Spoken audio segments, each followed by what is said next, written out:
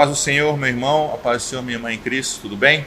Sou o professor Jackson, evangelista Jackson, sou o diretor do DEC e estaremos aqui agora com os irmãos do Departamento de Novos Convertidos da classe Renascer para falarmos sobre a lição deste domingo, para falarmos sobre a lição de número 6, que se chama A Bendita Esperança. Espero, meu irmão da classe Renascer, você que está adentrando agora a Igreja do Senhor, você que está aí trilhando os primeiros passos no caminho da fé, que você aí tenha a sua revista, e se você não tem, não esqueça, nós temos aqui a Livraria Missionária, onde você pode adquirir a sua revista. Essa revista nós trabalhamos com ela para o discipulado, para a formação dos nossos irmãos. Então adquira o seu exemplar na Livraria Missionária de nossa igreja, aqui que fica ao lado da igreja sede, tá certo? Então, meu amigo que está caminhando agora, iniciando, nós vamos falar, e nós já viemos falando no programa anterior, foi falado sobre os sinais da vinda de Cristo, e agora nós vamos falar um pouquinho sobre a bendita esperança. E que bendita esperança é essa para você, meu amigo e minha amiga, que chegou agora na igreja? A bendita esperança é a volta de Cristo, a volta do noivo, a volta daquele que virá e levará a sua igreja às mansões celestiais, levará os seus filhos, levará os irmãos, toda a sua igreja, aqueles que professam a fé em Cristo, aqueles que creem, aqueles que fazem a obra do Senhor, estes serão levados, arrebatados para as mansões celestiais, estaremos com Cristo nos céus. Entenda, portanto, que a nossa bendita esperança aqui enquanto igreja é a volta do Senhor. Então pegue a sua lição, você já está com a sua lição em mãos. Nosso texto principal, o que a Bíblia diz, encontra-se em João, capítulo 14, versículo 3. Abra aí, leia comigo. E depois que eu for e preparar um lugar para vocês, voltarei e os levarei comigo, para que onde eu estiver, vocês estejam também. Para meditar, o arrebatamento é a maior esperança da igreja, pois este evento marcará a eternidade ao lado de Cristo. A maior esperança da igreja, a maior esperança do fiel não é ter riquezas na terra, não é adquirir bens na terra, que a traça corrói e isso se acaba, mas a nossa maior esperança é a volta de Cristo, a nossa maior esperança é o arrebatamento. Então, meu irmão, aqui já vai aqui uma dica para você que está entrando agora na seara do Senhor: fuja de pregações que falam que a nossa esperança está na terra, fuja de pregações que falam que a nossa esperança está nos bens materiais, Nós precisamos dos bens materiais para sobreviver aqui na terra, mas essa não pode ser a sua esperança. Então, leia sobre isso. Na Bíblia tem muitas passagens que falam sobre isso e fixe na promessa do Senhor, que é a sua volta. Viva uma vida correta, uma vida sadia na presença do Senhor e você subirá aos céus com Ele. A fundamentação bíblica para você ler em sua casa, para você ler em um momento aí, em que você estará meditando na palavra do Senhor, na sua formação agora, enquanto um servo do Senhor, enquanto um filho de Cristo, de Deus, encontra-se em 1 Coríntios, capítulo 15, versículos 51 a 58. E essa passagem de 1 Coríntios faz menção justamente aos vivos que serão transformados. Lá passaremos teremos um novo corpo, novas vestes, enfim, sairemos de uma perspectiva de corruptibilidade para uma perspectiva de incorruptibilidade, E aí estaremos com Cristo. Perceba, seremos transformados, portanto, por Ele. E aí eu acho interessante, só para fixar isso para os senhores, pegue sua Bíblia, essa passagem de 1 Coríntios capítulo 15, e leia, por exemplo, o versículo 58. Portanto, meus amados irmãos, sede firmes, inabaláveis e sempre abundantes na obra do Senhor, sabendo que no Senhor o vosso trabalho não é vão. Sejamos firmes, inabaláveis, sempre na esperança do Senhor e na esperança da sua vinda. A lição de hoje, portanto, tratará sobre o arrebatamento, que é a maior esperança da Igreja de Cristo. Acreditamos, nessa promessa, porque a Bíblia Sagrada, maior revelação de Deus de todos os tempos, nos afirma categoricamente que Ele voltará. E quando você estuda um pouquinho mais o Novo Testamento, você vai perceber que por 318 vezes afirma que nossa bendita esperança logo será manifestada para nós.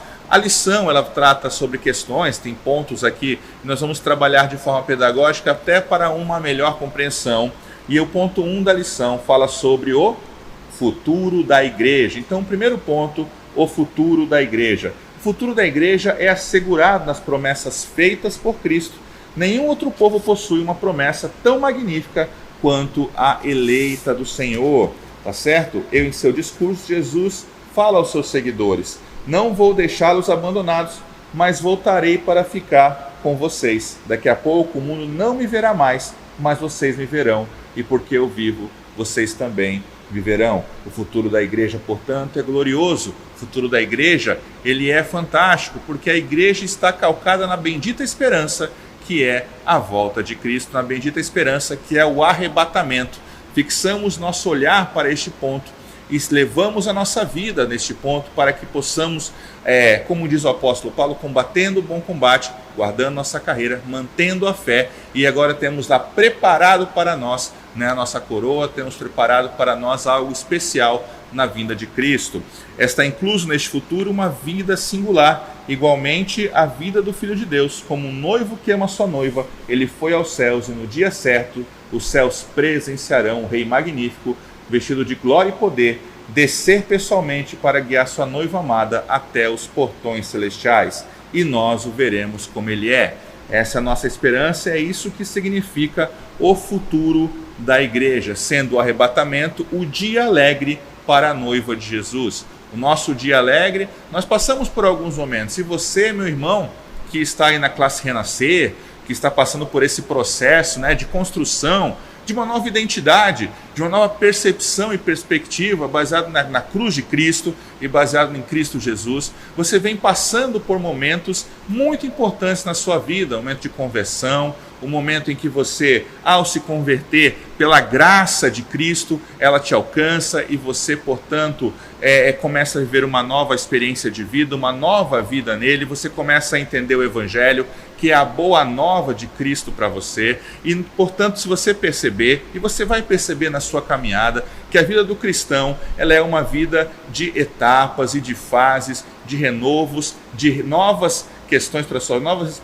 responsabilidades, novos momentos, novas perspectivas até chegar aos céus, até chegar ao arrebatamento da igreja, Nós, claro, teremos o arrebatamento, e aqui nós temos que pensar de uma forma, a partir de algo que nós na igreja falamos que é escatologia, que é uma construção doutrinária e também teológica para entendermos as fases, e nós vamos chegar daqui a pouco nela. O ponto 2 da lição fala bem sobre isso, o ponto importante, que é como será a vinda do Senhor. Então o ponto 1 tem como título futuro da igreja, e o ponto 2 tem como título como será a vinda do Senhor. E nós aqui na Assembleia de Deus, você que está passando agora para essa construção identitária, nós aqui na Assembleia de Deus acreditamos em que essa vinda do Senhor está dividida em duas fases: o raptus e a parousia. O raptus, que é uma palavra latina, que significa retirada repentina. Acreditamos que quando Cristo retornar, subiremos aos céus de forma repentina, levados por Ele, para as suas mansões, para estarmos nas bodas do Cordeiro, para estarmos ali nos 7 anos, em que o mundo passará por uma tribulação, mas a igreja estará com Cristo. É o raptus, isso aí. E a parousia, ou parousia, palavra grega que significa manifestação, que é o segundo momento, quando Cristo se manifestará às nações, quando Cristo se manifestará a Israel, e todo o olho verá, portanto, essa manifestação. Essas duas palavras traduzem como será exatamente a vinda do Senhor, sendo a primeira uma manifestação apenas para sua noiva amada. Quem é a noiva amada? É a igreja. Você, meu amigo, que está agora iniciando a sua nova vida, você faz parte da noiva de Cristo. Você faz parte, portanto, deste grupo que, ao perseverar na fé, ao permanecer em Cristo, alcançará essa dádiva de estar com Ele nesse raptus, que é essa ida repentina, essa retirada repentina. E para libertar a nação de Israel é o segundo momento, que é a parousia. Então o primeiro é o raptus para a igreja do Senhor, e a parousia, ou a parousia, para libertar a nação de Israel da tirania do anticristo, pois enquanto a igreja estiver lá nas bodas do Cordeiro, o anticristo estará aqui, tratando com esse povo. Ele vai primeiro enganar as nações, ele vai se tornar o grande líder, né, das nações aqui, como nós acreditamos, está em Apocalipse. Se você tiver curiosidade, lê lá o livro de Apocalipse, que ele te mostra, né? É uma leitura um pouquinho complicada, porque ela trabalha muitas questões de figuras, né, parábolas, enfim, textos que você tem que entender, mas leia o Apocalipse. Se você estiver com dificuldade, procure seu líder, procure seu pastor, o seu professor da EBD, ou mande também aqui para nós, aqui, né, perguntas aqui para a gente, que nós podemos no futuro, enfim, na próxima aula, responder para vocês, tá certo? Então, parousia para a nação de Israel e raptos para a igreja do Senhor. O raptos da igreja, na carta que Paulo escreveu para a igreja de Corinto, ele evidenciou muito claramente como será este raptos. Olha só, veja bem, 1 Coríntios 15, 51, 52.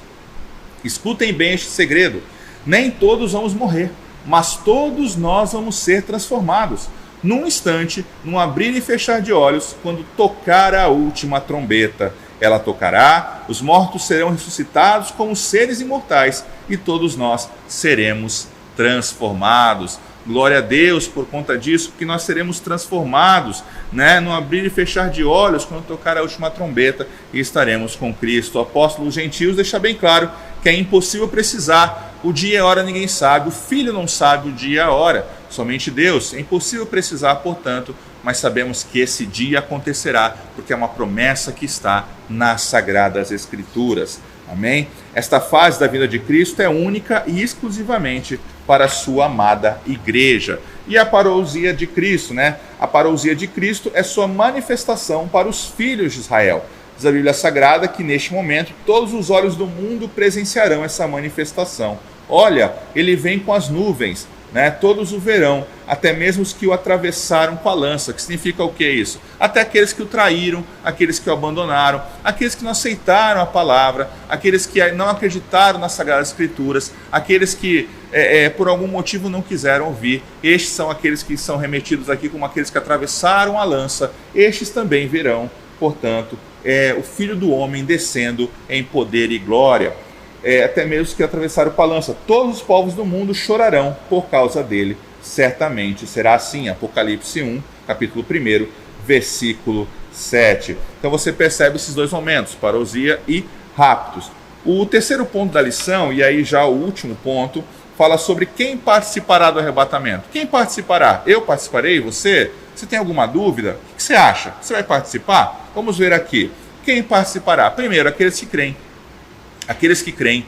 E a crença e a fé é um dom que vem de Deus. Você é tomado por ela e pela graça de Cristo que ele te alcança, e você exercita a sua fé. Aqueles que creem, portanto, participarão do arrebatamento. B, aqueles que amam a vinda de Cristo. Né? Você é um cristão, você deve amar a vinda de Cristo. E como é que você demonstra esse amor pela vinda de Cristo? Você prega o Evangelho, você vive na presença dele, você se aproxima mais da cruz, você o ama, portanto. E aqueles que desejam estar com Cristo também. Eu peço perdão pelo que eu falei agora há pouco. O ponto 3 não é o último ponto, meu querido aluno. O ponto 4 é o último ponto, o tempo do arrebatamento da igreja. E aqui neste, o autor da lição nos fala sobre 3 tempos, né, do arrebatamento, ou 3 tipos aqui do arrebatamento, que são muito difundidos teologicamente nas igrejas cristãs. Você pode estudar mais a fundo isso quando estudar sobre escatologia, por exemplo. O tempo do arrebatamento para os pós-tribulacionistas, mesotribulacionistas e pré-tribulacionistas. O que é o tempo da tribulação? O tempo da tribulação é o tempo em que a igreja ascenderá com Cristo aos céus, e durante 7 anos o anticristo aparecerá, primeiro enganando as pessoas, depois colocando o seu governo aqui ditatorial. Nós temos para os pós-tribulacionistas. A tradição teológica que defende essa questão diz que a igreja, portanto, o tempo do arrebatamento da igreja é após a grande tribulação. Para os meso, o tempo do arrebatamento é no meio, e para os pré é antes da tribulação, que é o que acredita a Igreja Assembleia de Deus na sua confissão de fé e na sua declaração de fé. Meu prezado amigo, meu irmão em Cristo, minha irmã em Cristo, que você possa aprender esta palavra, viver nessa bendita esperança, essa esperança que traz a fé, essa esperança que renova a nossa fé pela graça de Cristo, e que sejamos aqueles que creem, para que naquele dia, Cristo, ao voltar, ao buscar a sua igreja, estaremos também com Ele nos céus. Que Deus abençoe a todos. Não deixe de acompanhar o programa e também não deixe de acompanhar a próxima aula. Que Deus te abençoe. Amém e amém.